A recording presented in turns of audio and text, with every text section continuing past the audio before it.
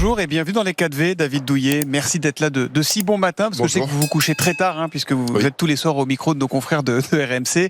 David Douillet, rappelons-le, double champion olympique en 96 et en 2000, 3 fois champion du monde, champion d'Europe.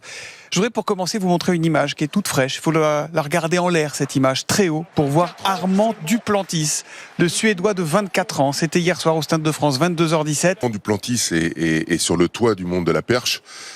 Il bat son propre record déjà pour commencer. Il était archi favori pour ses jeux et il gagne ses jeux à 6 mètres. Le record olympique était à 6,03.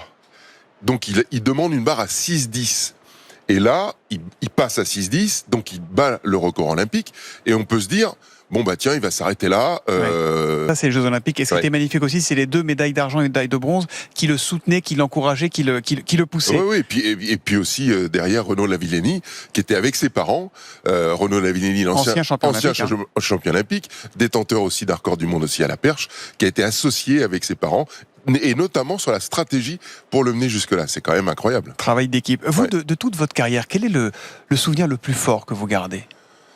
C'est les Jeux ? Ah oui, ce sont les Jeux. Ce sont les Jeux parce que c'est une compétition à part. D'abord, elle a lieu tous les 4 ans. Et puis, je peux vous dire que chaque athlète, ça ressemble pas à un championnat du monde. Chaque athlète vend très cher sa peau, défend très cher son implication. Personne ne se comporte de la même manière. C'est beaucoup plus difficile d'obtenir un titre olympique qu'un titre mondial. Et on met combien de temps à réaliser ce qu'on a fait ? Vous, j'imagine que c'est pas pendant le tourbillon des Jeux qu'on réalise, c'est après coup qu'on s'aperçoit qu'on a. Alors, la première fois, ça fait genre, j'en ai gagné plusieurs. Non, mais vous en avez gagné plusieurs. La première fois, on a du mal à réaliser. Il faut des mois pour réaliser. En réalité, on est tellement concentré, on se met dans une bulle pour être le plus efficient possible. On a du mal un peu à s'extraire de cette bulle et à se rendre compte qu'en réalité, quand vous êtes champion du monde, vous êtes champion dans votre communauté, on va dire ça comme ça. Quand vous êtes champion olympique, vous êtes champion dans tous les foyers français. Voilà, c'est toute la différence. Et quel conseil vous donnez à tous nos médaillés, tous nos champions qui se retrouvent brutalement en pleine lumière, là, comme ça, ces jours-ci ? D'en profiter, de déguster les instants présents. Ils vont, ça va changer leur vie diamétralement. Ça va. Il faut prendre tout le positif que ça va leur apporter. Il y a un petit peu de négatif. Faut pas. C'est quoi le négatif ? Faut pas se le peur. À quoi il faut faire gaffe ? Il y a toujours des gens très intéressés. Il y a toujours des gens qui d'un seul coup sont attirés par la lumière, des gens quelquefois pas très recommandables. Et il faut se protéger. Il faut construire une espèce de cocon autour de vous qui vous protège de gens qui essayent de vous utiliser, qui essayent de vous appeler. Ça vous est arrivé à vous, ça ? Bien sûr, mais ça arrive à tout le monde. D'ailleurs, j'en ai parlé à pas mal d'athlètes.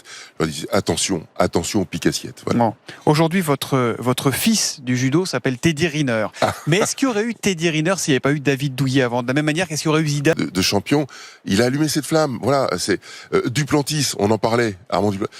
Il regardait gosse Renaud Lavillenie et il a rêvé en voyant Renaud sauter son style. Vous, Teddy Riner, vous l'avez croisé au PSG. C'était un gamin. Ah bah oui, il m'arrivait là. Maintenant, c'est un petit peu l'inverse. Comment il fait pour avoir encore faim à 35 ans ? Vous l'imaginez à Los Angeles dans 4 ans, vous ? Moi, je l'imagine parce que... 39 ans, dans 4 ans. Oui, 39 ans, mais c'est pas une question d'âge. D'abord, c'est une question d'envie. Ça, c'est la première chose.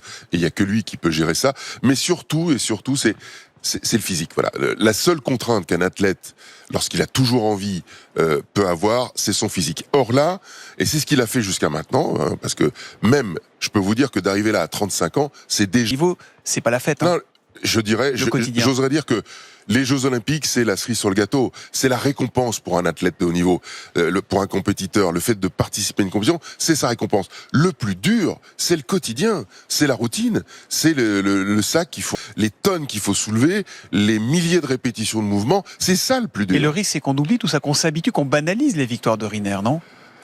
Oui, c'est ça qui est dommage. Comme celle de Léon Marchand, d'ailleurs. Bien sûr, et j'ai entendu souvent dire il n'a remporté que la médaille de bronze, par exemple. Mais vous vous rendez pas compte de ce que c'est que d'être médaillé olympique. Ne serait-ce que d'être médaillé olympique. C'est contrat rempli. C'est quelque chose d'immense que de monter sur un podium, déjà, en tant que tel. Je vais vous poser la question la plus absurde du jour. Mais si on mettait sur un tatami Teddy Riner et le David Douillet de 2000 ou de 96, qui gagnerait ? Mais vous pouvez pas demander ça à un compétiteur. C'est une question. Donc vous pensez que vous auriez vos chances? Évidemment. C'est normal. Et je voudrais qu'on revoie une image aussi qui dit beaucoup du sport et de l'esprit olympique et de l'esprit des judokas notamment. C'est le japonais Tatsuro Saito, 2 fois battu par Riner, en individuel et puis en équipe. Il a fini les larmes aux yeux. Il a dit: j'ai l'impression que je ne peux pas retourner au Japon. Dans ces moments-là, le sport, il est impitoyable et d'une cruauté absolue aussi. Oui, mais c'est ce qui fait aussi qu'il est beau. C'est cette dureté, c'est le tranché, c'est qui était programmé pour l'heure et qui n'ont qu'une médaille de bronze. Voilà, elles se rendent compte de la difficulté et ce ne sont pas forcément des échecs. Et sur ce type d'échec-là, lorsqu'on rate un petit peu, on construit les futures victoires, je vous assure. Votre coup de cœur des Jeux, vous n'avez pas le droit de répondre ni Léon Marchand ni Teddy Riner. Aïe, ça va être dur. Mon coup de cœur des Jeux, c'est un moment en fait. Donc c'est un moment. Ce moment où, en finale des équipes mixtes judo, on est à égalité avec le Japon.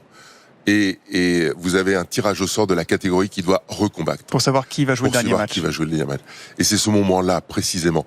Dans ma tête, je me dis, mais quel scénario! S'il avait fallu qu'on écrive ce scénario, on n'aurait pas osé le faire. Ouais. Tellement c'est dingue. Et je vois cette roulette, les catégories de poids qui défilent. Et à côté de moi, j'avais le président de la Fédération japonaise de judo. Là, je l'ai regardé et il m'a fait... Et je lui fais, c'est comme ça. Il n'y avait pas de gruge possible sur ce tirage au sort. Bon, c'est bon de le dire. Ah non, totalement impossible. Vous avez eu plusieurs vies, ministre des Sports sous Nicolas Sarkozy. En émotion, ça apporte quoi la politique par rapport au sport? Ah, c'est autre chose. Là, on est dans le cœur du réacteur pour faire des choses, pour être dans l'action, pour améliorer, pour faire en sorte que ces témoins qui m'ont été passés, qu'on a nous-mêmes passés, notre génération, puissent encore perdurer. Pourquoi vous voulez plus en faire de la politique alors? Parce que moi je considère qu'en politique il faut que ce soit borné dans le temps, dans une vie. Voilà. Moi j'avais décidé de pas dépasser 10 ans. J'ai respecté mon contrat personnel. Parce que on doit avoir une vie avant, on doit avoir une vie après. Ne faire que de la politique, je suis pas sûr que ce soit forcément très sain. Non, donc si on vous appelle, quel que soit le nouveau Premier ministre ou la nouvelle Premier ministre, pour vous dire tu viens faire Je dirais bonjour et j'essaierai de trouver une idée pour trouver quelqu'un qui sera plus efficient que moi. Dernière question, où est-ce que vous la mettriez, vous, la vasque olympique après les Jeux? Celle qui est aux Tuileries. Je la laisse là. Faut la laisser là? Mais je la laisse là. Pour toute la vie? Mais bien sûr. Elle fait partie de l'histoire de Paris. Comme je crois qu'il y aura un débat, on le voit d'ici, sur le palais éphémère. Il s'est passé tellement de choses ici. Là où il y avait les compètes de judo. En particulier. Mais je trouve que maintenant, les Jeux ont, comme la Tour Eiffel, lors de l'exposition universelle, on devait la démonter. Elle est toujours là, elle est toujours belle. Voilà, ça fait partie maintenant de l'histoire de Paris. Donc, mesdames, messieurs, ne touchez pas à la vasque, sinon vous allez avoir affaire à David Douillet. Merci d'être venu dans les 4V. Merci. Merci Thomas. Merci également à Sophie Charbet qui a traduit cette interview en langue des signes. Je rappelle qu'on vous retrouve sur RMC tous les jours, le midi et le soir.